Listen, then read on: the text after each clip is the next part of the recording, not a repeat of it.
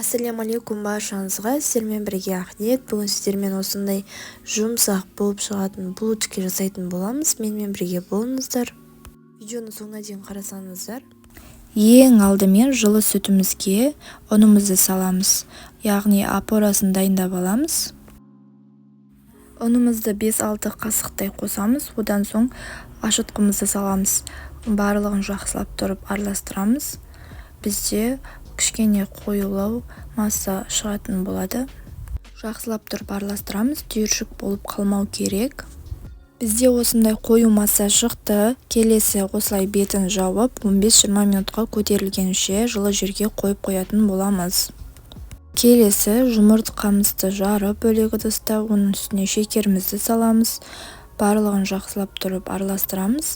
Негізі венчуктың көмегімен араластырсаңыздар өте оңай, жеңіл болып келеді. Араластырып болғаннан соң сары майымызды құямыз. Сары майымызды ертіп алғандарыңыз дұрыс, немесе бөлме температурасындағы сары май да бола береді. Одан соң барлығын жақсылап тұрып араластырып аламыз. Келесі жаңағы дайындап алған сұйық массамызды үлкенірек ыдысқа ауыстырып аламыз, және де тағы да араластырып жібереміз. Мінекей біздің жаңағы опорамыз дайын болды, осылай көтерілді. Тағы да кішкене ұстауға болады көтерілгенше.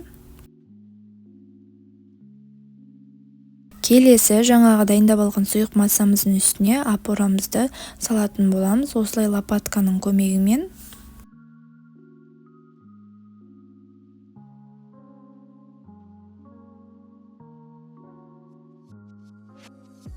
Мінекей салып алдық, енді лопатканың көмегімен араластыратын боламыз. Бізде екі масса бірігуі керек, сол уақытқа дейін араластыратын боламыз.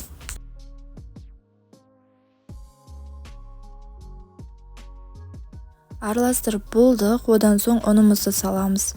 Ұнымыздың барлығын бірден салып жібермейміз, осылай жайлап салатын боламыз.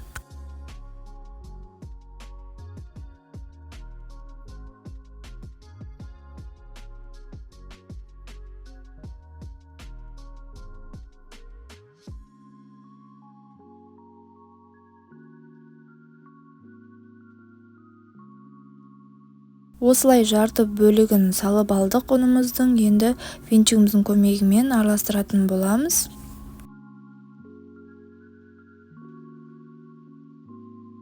Тағы да осылай жайлап ұнымызды салып, оны да араластырып аламыз.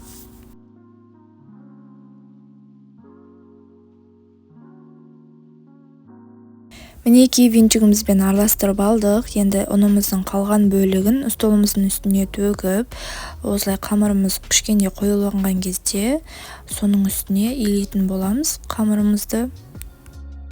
қамырымызды астыдан үстіге қарап илейтін боламыз. Мінекей бізде осындай қамыр шықты, жұмсақ. Енді оның үстіне кішкене май құйып, осылай қайттан араластырамыз. Дайын болған қамырымыздың бетін жауып, жылы жерде 1-2 сағатқа ұстайтын боламыз. Мінекей біздің қамырымыз осылай көтеріліп шықты, өте күшті көтеріліп шықты. Енді столымыздың үстін майлап жібереміз, және де қазір ұнмен жұмыс жасамаймыз, сол үшін де майлап жатырмыз.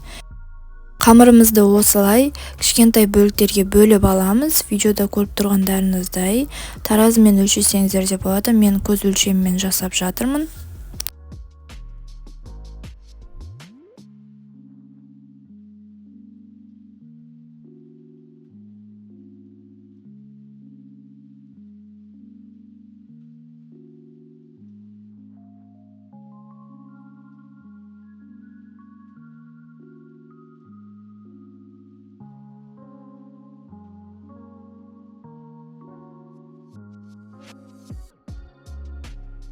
Қамырларымызды кішкентай бөліктерге бөліп алғаннан соң осылай дөңгелектейтін боламыз. Видеода көріп тұрғандарыңыздай.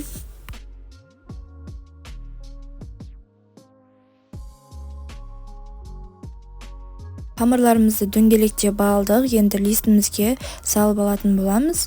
Артық керек емес, қамырларымызды осылай салып аламыз.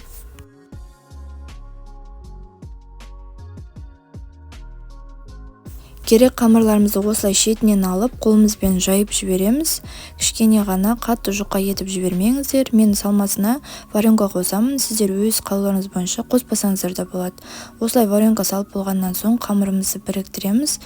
Себебі қазір піскен кезде ағып кетпеу үшін сыртына. Мінекей осылайынан жалғастырып барлығын жасап салып шығатын боламыз. Менің каналыма тіркеліп қоңыраушаны басып қойсаңыздар, мендегі шыққан видеоларды алғаш болып көретін боласыздар. Және де менің видеомды соңына дейін қарасаңыздар, лайк, комментарий жазып қолдау білдіріп кетіңіздер.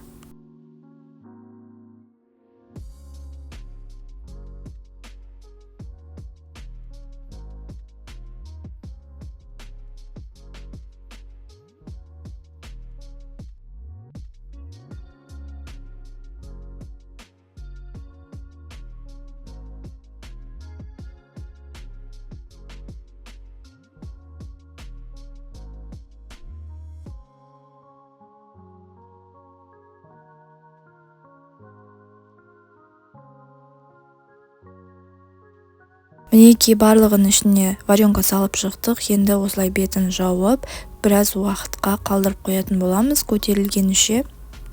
Ол дайын болғанша бетіндегі сеппесін дайындайтын боламыз. Құрамында шекер, ұн және де салқын сары май бар. Барлығын жақсылап тұрып араластырамыз ұсақ болғанша.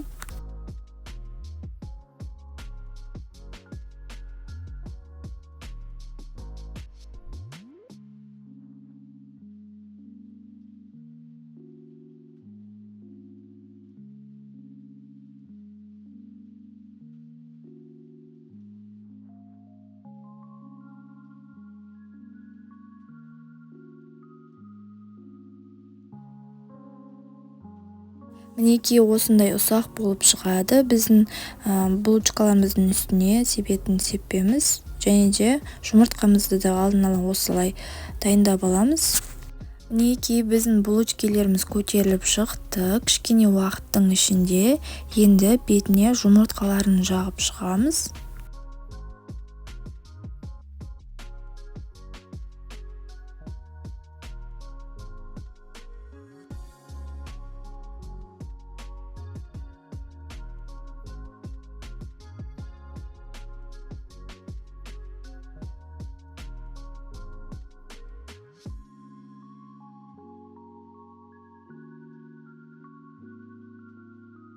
Жұмыртқаларымызды жағып шыққаннан соң жаңағы дайындап алған сеппемізді сеуіп шығатын боламыз.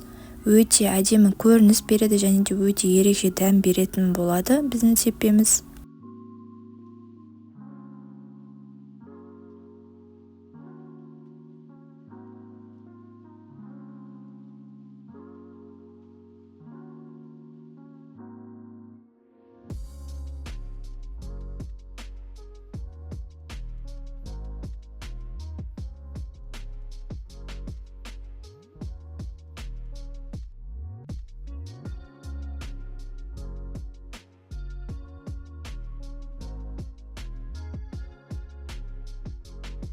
Мінекей дайын болды. Біздің булочкаларымыз қызып тұрған пеште 180 градуста пісіріп аламыз.